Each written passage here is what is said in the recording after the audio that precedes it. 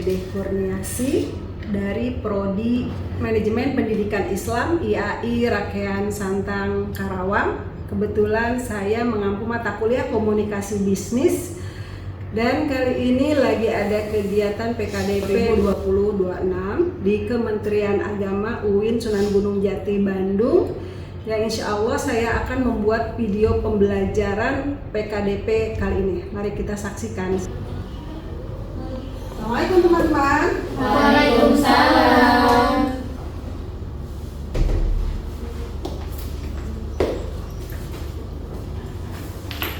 Warahmatullahi wabarakatuh. Waalaikumsalam warahmatullahi wabarakatuh. Teman-teman, buat kalian yang baru pertama masuk dan baru mengenal saya, perkenalkan nama saya Dede Kurniasi dan kita sama-sama dari Prodi Manajemen Pendidikan Islam. Kebetulan basic saya adalah komunikasi, maka saya mengampu mata kuliah Komunikasi Bisnis. Nanti kita akan pelajari bareng-bareng. Oke? Hari ini akan membuat video pembelajaran untuk mengampu mata kuliah Komunikasi Bisnis ini dan harus sesuai dengan subjek EPMK yang akan saya bahas. Jadi ini pertemuan ketiga kali, tapi tetap mungkin di antara kalian ada yang belum pernah masuk, makanya kita harus absen dulu. Dan sebelum absen, kita mulai perkuliahan hari ini dengan membaca doa ya. Berdoa mulai. Selesai. Apa kabar semuanya di pagi hari ini? Sehat? Alhamdulillahirrahmanirrahim. Sudah pada sarapan belum? Sudah. Jangan lupa sarapan ya, karena sarapan lebih pasti daripada harapan. Itulah komunikasi. Kalau anak komunikasi, pasti basicnya dia harus banyak berkomunikasi. Baik, saya akan absen satu persatu. Alia Puspamukti Hadir. Rosalia Argata, Hadir. Putri Rahmasari, Hadir. Rahayu Anggraini, Hadir. Syifa Rapida Aini. Hadir. Alhamdulillah ya, ternyata pada hadir semua meskipun ada sebagian yang tidak masuk. Semoga yang tidak masuk sehat selalu dan bisa berkumpul lagi bareng kita. Kalian tahu komunikasi, meskipun kalian adalah anak manajemen pendidikan Islam, tapi kalian juga harus tahu komunikasi karena nanti ada mata kuliah komunikasi bisnis. Sudah ada yang tahu belum komunikasi? Ada yang tahu nggak komunikasi itu apa? Tanya jawab. Terus ada yang tahu selain itu komunikasi itu apa? Berinteraksi. Terus diskusi. Iya, apalagi? Ternyata lingkup komunikasi itu sangat luas. Bahkan dari gerak, dari kedipan mata, dari gestur tubuh, dari senyuman, kita itu semua butuh komunikasi. Kalian pernah nggak sehari aja nggak komunikasi? Enggak. Bahkan komunikasi itu penting. Baik, karena saya harus mengikuti subjek PMK pertemuan ketiga, maka hari ini saya akan membahas tentang komunikasi verbal dan non-verbal. Oke, kita cek dulu ya. Komunikasi verbal dan non-verbal dalam bisnis. Di sini ada kata-kata the power of komunikasi. Kalian pernah dengar tidak bahwa komunikasi itu adalah kekuatan terbesar dalam kesuksesan seseorang? Banyak orang yang sukses itu dilihat dari bagaimana PR-nya, public relation dia, public speaking dia. Itu luar biasa. Sekarang aja kita melihat orang-orang yang sukses itu adalah orang yang mampu menguatkan keaktifannya dalam berkomunikasi. Contoh ya, seperti misalkan konten kreator itu sekarang banyak orang yang sukses karena dari apa? Basicnya komunikasi. Ternyata komunikasi itu sangat berperan penting bagi kita. Kenapa coba? Terus ada yang tahu nggak komunikasi verbal itu apa? Komunikasi verbal itu komunikasi yang disampaikan secara lisan maupun tulisan. Kayak contohnya, kalau lisan tuh kayak presentasi, kalau tulisannya kayak kita kirim pesan kayak gitu.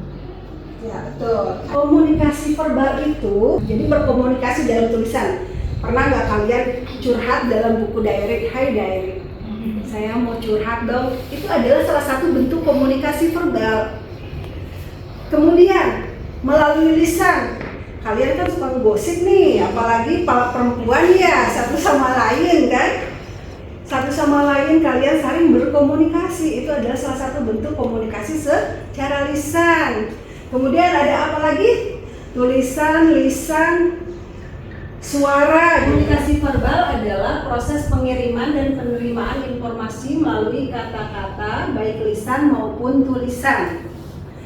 Apalagi kalian nih sebagai guru yang notabene nanti suatu saat terjun ke masyarakat dan mendidik anak-anak, itu kan mau tidak mau itu harus pintar public speaking, cara berbicara, cara berkomunikasi, cara mengajar itu seperti apa. Kemudian sementara itu teknik berbicara dalam presentasi bisnis, misalkan cara untuk menyampaikan informasi kepada audiens dengan efektif. Bagaimana sih caranya biar komunikasi kita itu efektif?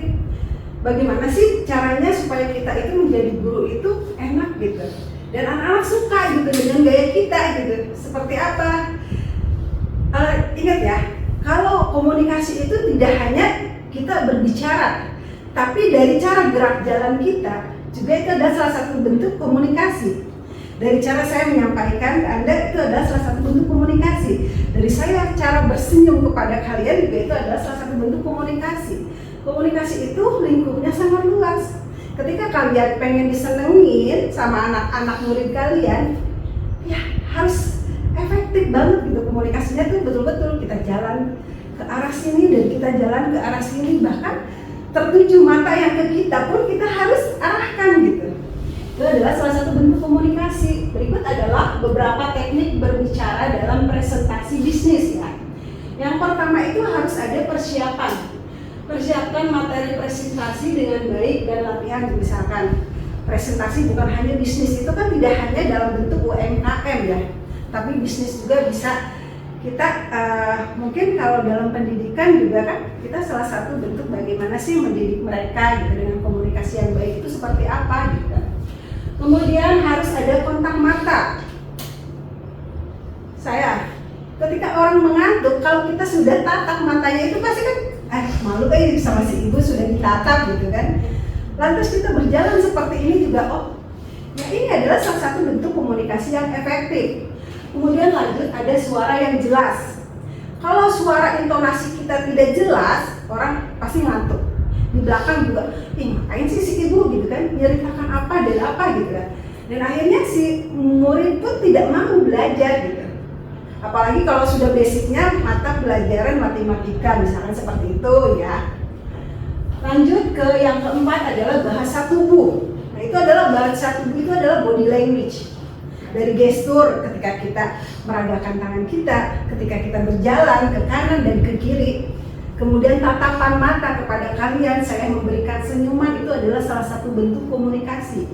Maka komunikasi itu berjalan dengan efektif. Paham nggak?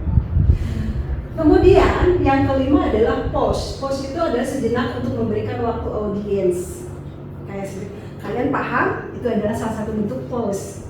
Kita berhenti dulu sejenak, memberikan apresiasi. Kira-kira paham nggak ya apa yang saya bahas gitu? Etika berbicara yang simpel bagi seorang pendidik adalah, ini ada etikanya juga ya, menggunakan kata-kata yang sopan. Sekarang itu kan banyak ya yang guru arogan karena dirinya merasa bahwa oh saya seorang guru, saya pinter dong gitu. Dia dengan semena-mena gitu. Hei, mana yang dia gitu. Itu kan adalah bahasa yang tidak sopan, yang harusnya tidak layak untuk diungkapkan seorang guru gitu, seorang pendidik. Nah itu adalah ya. Kemudian, misalkan contohnya gini ya, terima kasih Bu atau mohon maaf Pak ketika berbicara dengan siswa atau rekan kerja. Lanjut, menghindari kata-kata yang kasar atau tidak sopan. Menghindar kata-kata seperti mohon maaf, misalkan kata-kata yang tidak seharusnya diungkapkan, tidak tahu ketika berbicara dengan siswa. Ketika, kan sekarang tuh banyak ya, kalau guru-guru sekarang itu biasanya dia meluapkan emosinya ketika anak-anak didiknya itu bermain di kelas, bahkan tidak mau mendengarkan. Mengeluarkan kata-kata yang tidak sopan. Contoh, kamu bisa diem nggak? Itu nggak layak gitu kan, nggak bagus. Jadi komunikasi yang seperti itu tidak baik untuk diungkapkan seorang guru. Meskipun kita emosi, tapi tahan emosi kita. Misalnya kamu dengan ungkapan seperti ini, sayang, kayaknya lebih baik duduk deh. Kita terapkan sugesti yang baik terhadap anak, maka anak juga pasti akan nurut gitu. Oke. Kemudian lanjut, menghormati pendapat orang lain. Saya setuju dengan pendapat Anda, tapi saya ingin menambahkan atau saya tidak setuju. Nah, sama halnya kalau kita lagi diskusi kelompok, atau misalnya lagi berargumentasi dengan teman-teman, itu pasti berdebat. Perdebatan komunikasinya itu pasti sengit, nggak ada yang mau ngalah. Karena yang satu merasa pintar, yang satu juga merasa pintar. Tapi yang bagaimana yang baik komunikasi untuk menengahi seperti itu? Apa coba, seperti apa solusinya?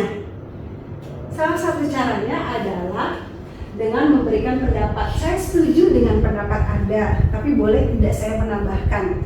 Nah, itu adalah bahasa yang sopan, yang sesuai, yang efektif jika dipelajari dalam komunikasi. Nah, teman-teman, ada lagi bahasa tubuh. Bahasa tubuh atau body language. Tapi kalau orang mengartikan dari kalau body language itu adalah khusus bergerak gitu kan. Ya sama kan kayak bergerak gitu. Bahasa seperti ini. Terus kita ke depan, misalnya memahami mereka, kita mengkondisikan mereka, bahkan tersenyum. Jadi seolah-olah kita berinteraksi, berkomunikasi dengan murid, kemudian dengan ini, itu adalah salah satu bentuk gestur tubuh bahasa nonverbal. Paham tidak dengan komunikasi nonverbal? Lebih efektif mana komunikasi verbal dan nonverbal? Lebih efektif nonverbal. Kenapa? Karena kalau nonverbal itu kayak bahasa tubuhnya tidak bisa bohong kayak gitu. Lebih jujur. Lebih jujur. Kalau Oke. misalkan nonverbal kan sekarang ini kan banyak berita hoax, jadi kurang efektif menurut saya. Oke. Kemudian, bagaimana menurut Anda ketika si siswa dia akan lebih efektif diberikan gestur tubuh yang baik atau komunikasi yang kurang baik? Lebih baik gestur tubuh yang baik daripada komunikasi yang baik. Daripada komunikasi ya? Baik Yang atau tidak baik? Tidak baik. Oh iya. Contohnya seperti apa?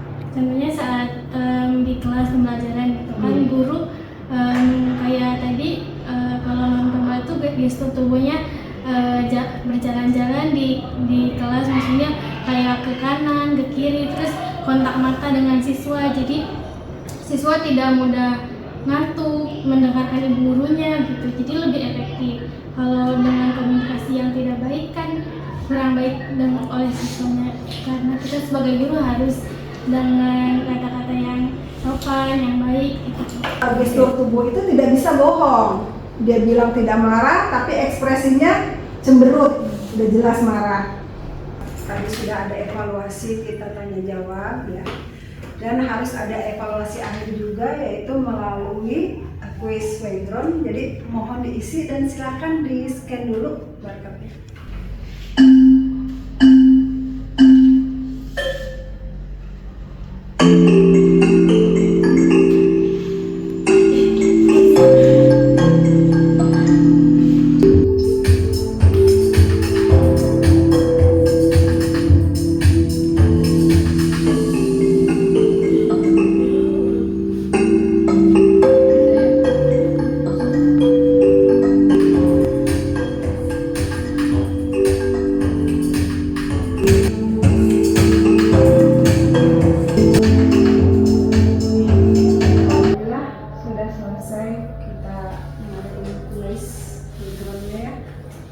Dan terima kasih sekali lagi untuk semuanya.